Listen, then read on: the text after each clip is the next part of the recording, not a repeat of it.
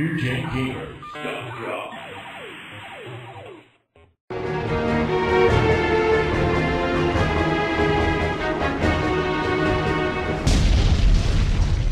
This was, I don't know if I mentioned this already, this is the first version or kind of alternate universe for the Mega Man series, which they've had many other ones since, let me think off the top, the Mega Man Battle Network, and recently they came out with another one, which I can't think of. ZX. The ZX, which also they came out with the Mega Man, what was it, Mega Man, can't remember the title, Mega Man Zero for the Game Boy Advance. Yeah, those ones were freaking hard. Now, there have been 13, I believe 13 titles in this series as to date.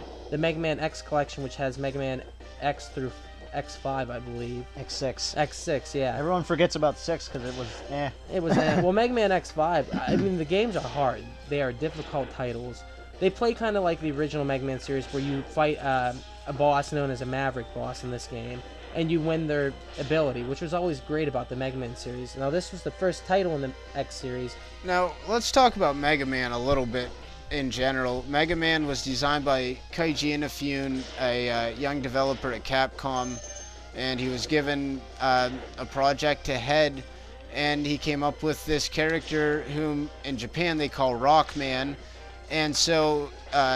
which not the rock like a stone, but more like rock and roll. And rock and roll, and so it was very important for Keiji Inafune to get rockin' soundtracks.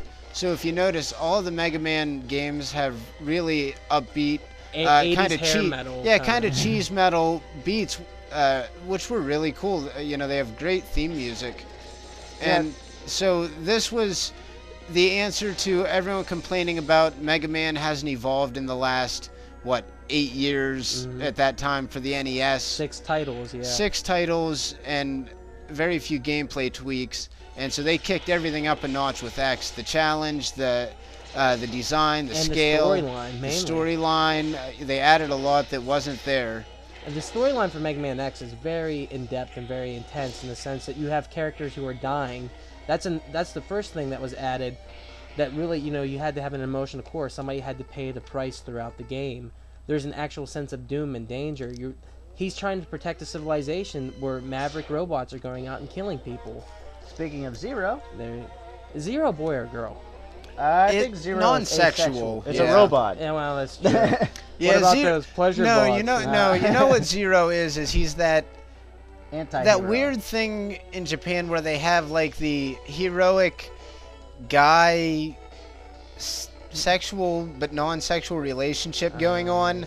Like they'll look into each other's eyes deeply. Look at them. They are. That right there. That was. But they're not gay. It's not a gay thing in Japan. It's a thing. It's, you know, it's a cultural thing. Now, in this game, you can also collect power-ups that Dr. Light left back for Mega Man X in the future.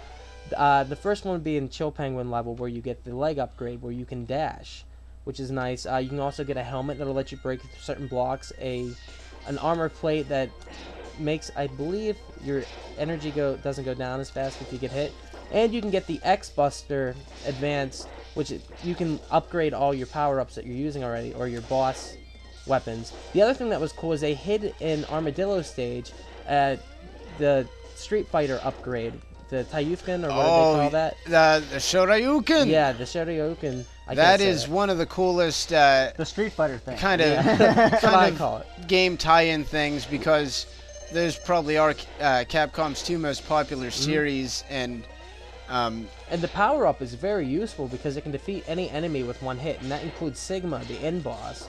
To use it, there's a certain button pattern you have to do the Shoryuken move. You have to do the move. Yeah, from the from the Street Fighter. Yeah, that's what's really interesting is you have to do the, what is it, down diagonal right, and then hit the button. And even in Mega Man X2, they had the same thing. They had another move from the Street Fighter game that you could use. It was that power up. Hadouken. There you go.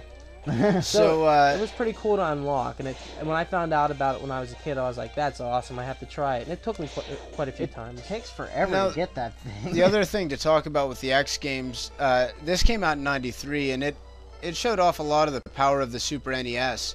It was one of the better looking games graphically. It's very bright and colorful. Shows off the 50-some thousand colors that the SNES can display at one time, and as we would see in the later X games, they would continue on pretty much with the same design, but they would push things even farther, and they tried to do 3D with one of them. Yeah, which did not work out at all. Well, Capcom actually made their own chip to add on to the carts for X2 and X2 and X3, which was essentially like the Super FX chip that Nintendo had released for some of their games, and so that was an interesting thing with the Super NES, was that they had the ability to add extra chips onto the cartridges to basically increase the power. You know, it would process things on the chip,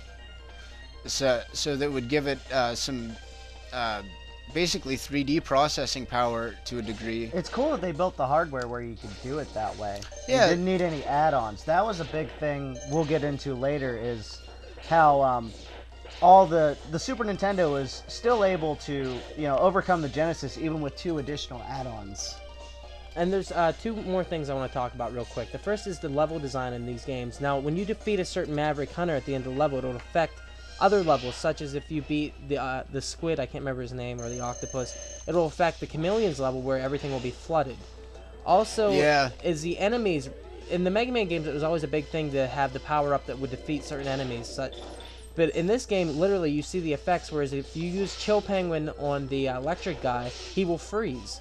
And it makes it really easy to defeat him, and that was a cool little add-on that you actually saw the weapon affecting rather than just the energy, but the actual character sprite. It would actually... That was a cool addition to the Super NES. And this actually game do status effects. Yeah, and this game has been remade a couple different times, and I think the most known one would be the PSP one, which was Maverick Hunters, which is an excellent remake that uses 3D technology of the PSP, and also changes where some of the upgrades is. Well, yeah, it moved things around. It changed that beginning scene where you could actually win that. Mm-hmm. So there was some different things that they did with it, which was just kind of odd, but you know, they did change it a little bit. And they added voice for the characters so that they could progress the storyline. But this is kind of like we said about Metroid. The storylines in the gameplay, in a lot of ways, you build a relationship with the character based upon what's going on through the levels. And not to mention, they made the bosses really hardcore in this. Oh yes. Yeah, X is definitely it definitely earned the X. You know, in America we think of that X as kind of like an extreme, edgier feel. Next generation. Yeah, and Mega Man X definitely brought that to the table. Yep. And there is Chill Penguin defeated.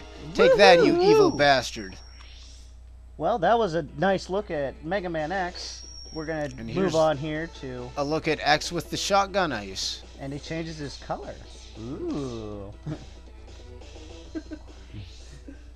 So let's move on, gentlemen. All right.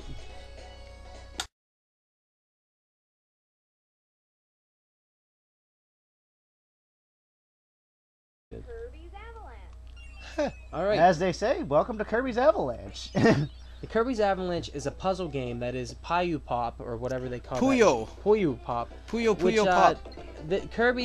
We got Kirby for the Super Nintendo version, and for the Sega version, you had Dr. Robotnik's Mean Bean Machine. Mean Bean Machine. Now you saw at the beginning, the company. I can't remember if it was Compiler or Band Presto, but one of them owns the Puyo Pop design, and so all these companies license them off of it. So Dr. Robotnik's Mean Bean Machine, Kirby's Avalanche are licensed from them.